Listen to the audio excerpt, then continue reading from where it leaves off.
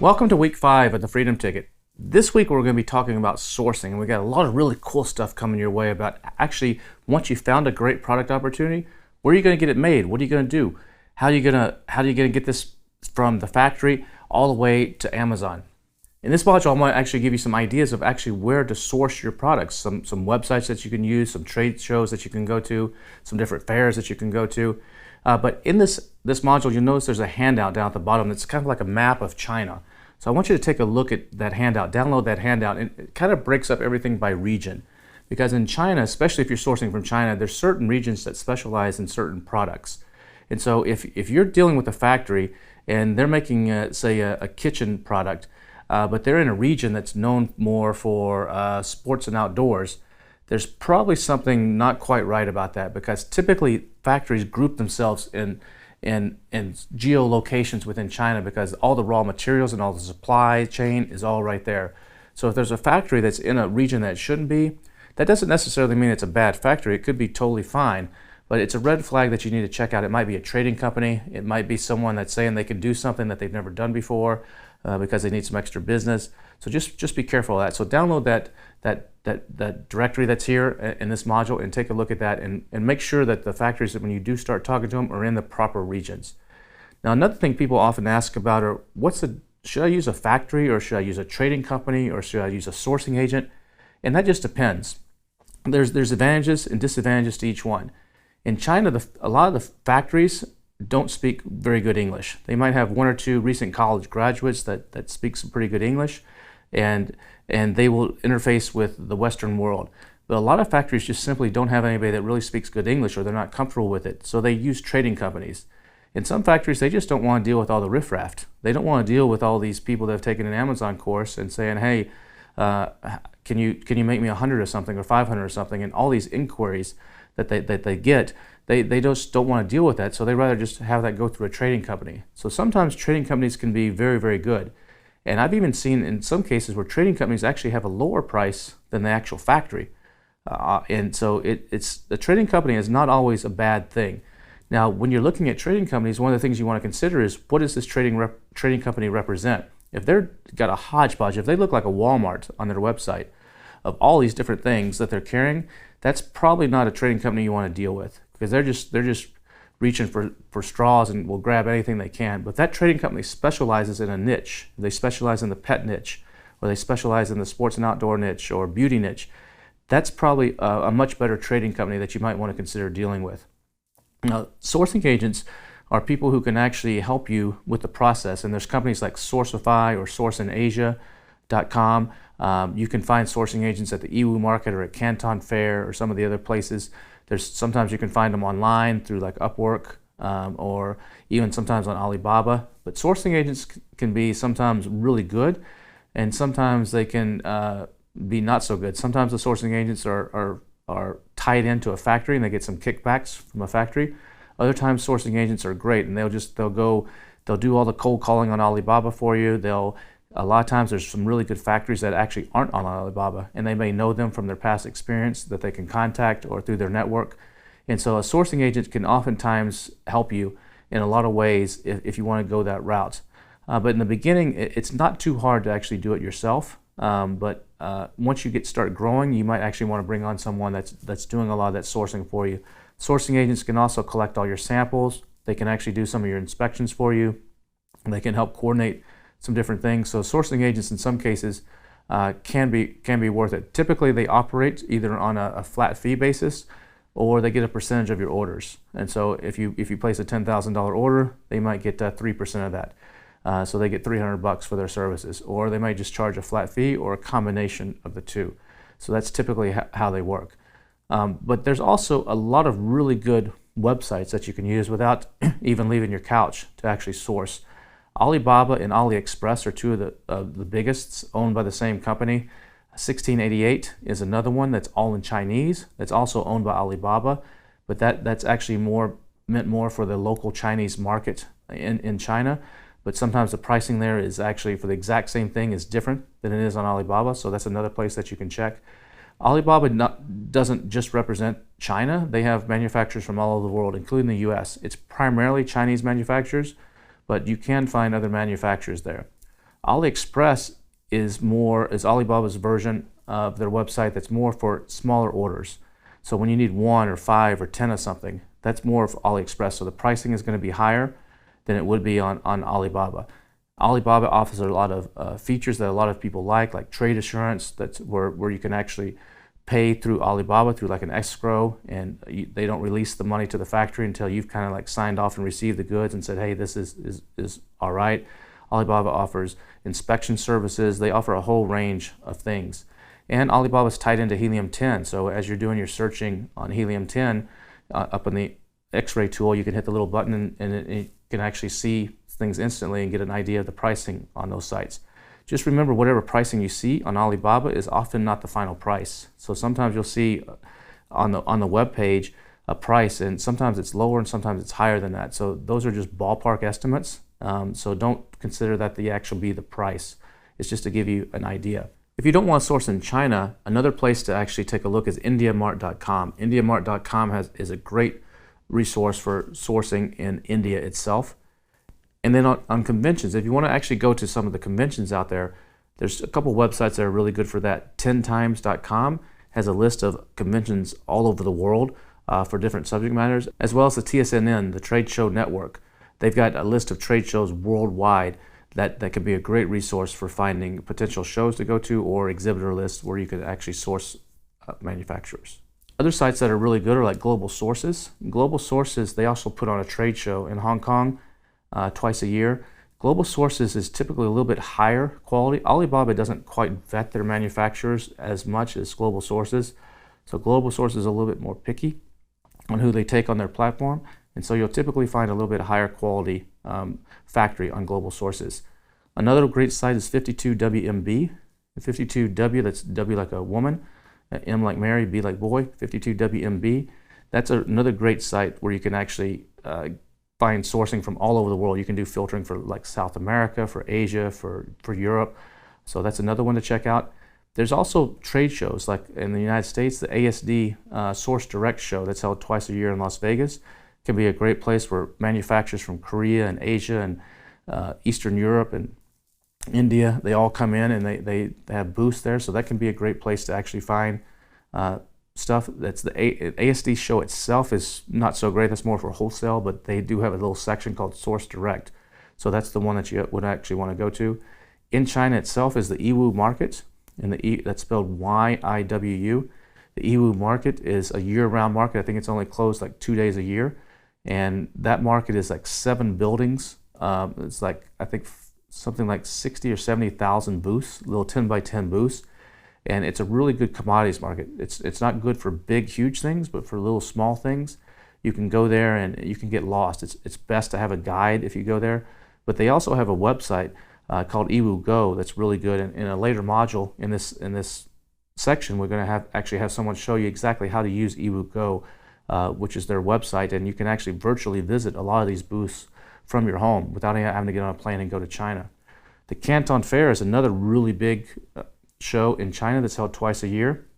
They've been doing it for decades, and this show is over like 5 different halls, and it's huge. It's so big they have to set up tents and stuff outside, and then there's a lot of little peripheral trade shows that happen around the Canton Fair as well.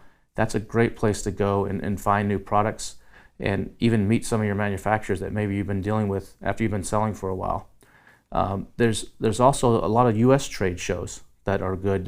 You can Google your industry and trade shows. So if you're selling beauty products, Google beauty trade shows in the USA or beauty trade shows in Europe, and you can come across a lot of really cool trade shows that way. A lot of times too, on the trade show websites, they'll have a directory of all the previous exhibitors. And so sometimes you can actually, without even going to the trade show, you can actually see who is exhibited at past shows or at the current show. And a lot of times there's a link to their website or an email address or a contact, and you can do some sourcing and finding out suppliers that way as well. Another great place is the Private Label Manufacturers Association show that's held in Chicago every year. And that's a show strictly for private label. And you can actually go there and you can actually find some pretty cool stuff too. There's lots of industry-specific shows like for beauty, Cosmoprof, which is held in Las Vegas every year. And then I think they also hold one in a couple other places in Europe and Asia, I think, as well. That's a huge show for anything to do with beauty, beauty packaging, the whole beauty industry. It's a really big show. In the pet industry, there's like the Pet Expo that happens in Orlando, and then Super Zoo that happens in Las Vegas. Those are really, really good shows. Also in the U.S., there's the Thomas Directory. It used to be a big. I remember 30 years ago, I had to go to the library and actually these big green books. And you check them out and you look in there to find a manufacturer. This is the days before the internet. I'm dating my age. But now that whole thing is online, and you can search for U.S. manufacturers. Just keep in mind that U.S. manufacturers are not too keen on doing small quantity runs.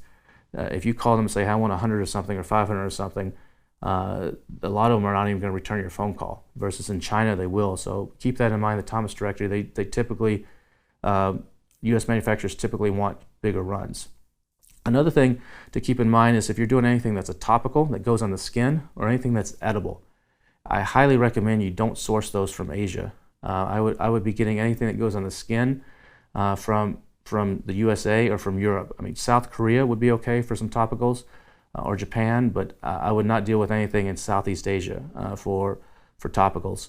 In edibles, make sure those are from legitimate places as well. There's a lot of liability there. There's a lot of strange ingredients, and that goes for both human and pets. So I would be careful on that. Another thing a lot of people often say is, hey, when I'm placing an order, I just want to test something out. I just want to, I think I found something on Amazon that's going to work. I just want to do a little test run. I don't want to order 1,000 of these. I just want to order like 50 of them and see what happens, see if this works. Me personally, I highly don't recommend that. I think that's a waste of time and a waste of money.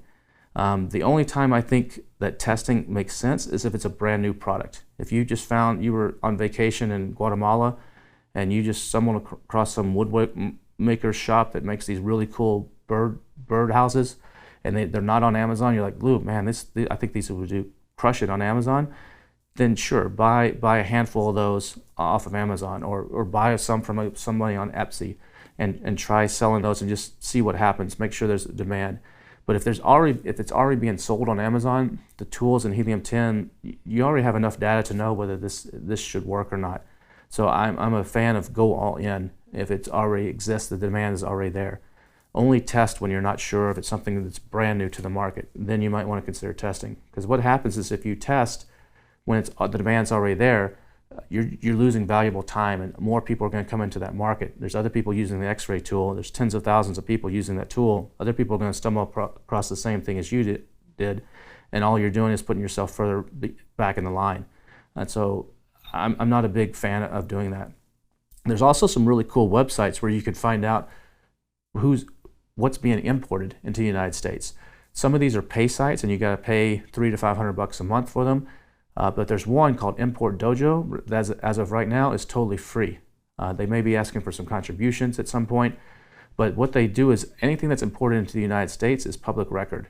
So anything that comes in by ship to the U.S. is public record, and anybody can access the data. So what these companies do is they get this data from customs in the U.S. and they format it in such a way that you can search it. So if you want to know who's bringing in ab rollers, you can type in ab rollers in one of these databases, and it'll show you all the companies that are bringing in ab rollers, where it's coming from, which port, who the manufacturer is, what the factory is. In a lot of cases, these are Amazon sellers. You can actually match up the name to their name on Amazon, and you can see exactly you can spy on your competition and see exactly how much they're bringing in and who their factory is. So that's another thing that I look at. Another thing that when sourcing too is one of the big questions I ask all my factories is, do you sell on Amazon? And if the factory says, yes, we have a brand and we sell on Amazon, I usually will not use that factory. Because that factory, if they already sell on Amazon themselves under their name or another brand, they're likely to actually do some things that would not be advantageous to you. They may actually make your product a little bit lesser quality. They may at any point just say, hey, you're taking over sales from us. We're going to cut you off, go find another factory. So if your factory actually sells on Amazon itself directly, I usually will try to find another factory. But as far as those import databases, Import Dojo is a great one that's for free. As of right now, there's also one called Panjiva or Import Genius or ImportData.com. Those are all websites that have these what's called a bill of lading. So when a shipment comes in, everything has to be, it's kind of like a big invoice. Everything has to be documented, and you can see everything: weights, price they paid, where it came from, how much they're bringing in. And so those are some valuable resources to do reverse engineering to find out where things are coming from, or where your supplier, where your competition are getting things, or to even find factories. So those are some things I want to emphasize here. Now let's talk a little bit more about some more specifics about sourcing. So when you're dealing with your factory, you always want to get product samples from them. And they're usually going to charge you an arm and a leg for these samples. I mean, you would think that they would just give them out for free because they want your business, but they get so many people contacting them all the time that they actually will charge you. And it's usually, sometimes it's a small fee for the sample, but usually it's for the shipping. And it's usually a DHL charge can be $50 or $100. But what you can do is if they do that, is you can say, yo, that's fine, I'll pay that. And sometimes they'll take it by PayPal. Sometimes they may ask you to wire it. But usually they'll take the smaller sales like that by PayPal, and you can, or you can use Alta or one of the other methods from Helium 10 if you want to actually pay them. Sometimes they'll even take a credit card. But you can, what you can do is you can ask them to actually credit that against your invoice. So you can say, yeah, I'll pay the $100 for the sample, but if I end up going with your factory, let's deduct that $100 from my first invoice. And oftentimes they'll do that. You're usually going to want to get samples from 3 to 5 different factories. And once you've actually found the sample that you want, just remember that these samples are going to be, they're going to be the pristine ones. They're going to be dusted off. They're going to be the best quality that they get because they really want your business. They're not going to just grab something off the floor that's all dusty and send it to you. If they do, you don't want that factory. So once you actually get the actual sample, and you should have them actually make it customized to you. If they're actually going to embroider your logo on the side, actually have them embroider your logo on the side so you can actually see what it looks like. And once you get the final sample, you're going to want to get at least 2 copies of it if possible. Sometimes they won't do that. 1 copy will be okay, but try to get 2 copies if you can. That way you can send one to your inspection company. So when your inspection company goes and actually makes an inspection of the production run, they have the sample that you basically approved, and they can compare the final product to that. That's what I would highly recommend. Another thing you can do is you can order from you should always order from your competition on Amazon. So whoever your top 3 to 5 competitors are on Amazon, you should actually order their product and actually see exactly what they're doing, how they're doing their packaging, how they're doing their product inserts. And a lot of times you can reverse engineer, like what I talked about earlier on Import Dojo. You can actually find out who their factory is and who their manufacturer is. In some cases, it may be the same one you're talking to, or if not, you can actually Google that factory's name or look them up in Alibaba and contact them and say, hey, I'd like you to make products for me as well. So always get those product samples. Also, you can always negotiate the price with a Chinese supplier. So whatever price they give you is not always the final price. They're going to judge you, and they're going to decide how sophisticated you are based on your email correspondence with them, and they're going to decide what the price is going to be, and there's often a lot of wiggle room in there. So when you negotiate the price with them, though, make sure they're not actually cutting corners, because let's say your product has a zipper on it, and maybe it's a metal zipper is what you want, and they say, no problem, Mr. Kevin, we can lower your price by 10 cents. But what they do is they take that metal zipper and make it a plastic zipper. So you got to make sure that they're not cutting corners like that when you negotiate, but the prices are negotiable. And a lot of times you'll see as you increase your quantities, in China especially, the prices don't go down a whole lot, but you can negotiate that. And so always keep in mind everything is negotiable in China, and they may play hardball with you, but you can play hardball right back. Always check their certificates too of the factory. They'll make sure they have the right certificates, make sure they have the right social certificates, the right manufacturing certificates. And you can see some of that in the compliance module that Frederick did. And you can just ask them for their certificates and take a look at them and Google them and make sure they're actually legit. You also want to make sure they have the proper business license, that they're actually registered. You also want to make sure that they're licensed to export. Not all companies, manufacturers in China, have an export license. They're not able to actually export, and they have to go through a trading company to actually export.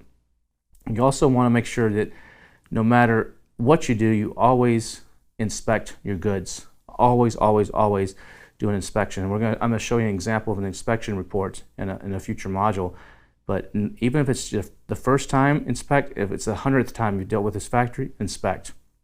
I've known people who have lost tens of thousands of dollars because they decide I don't want to spend $200 on an inspection, and the product arrived in the U.S. and it's just pure garbage, and they have no recourse.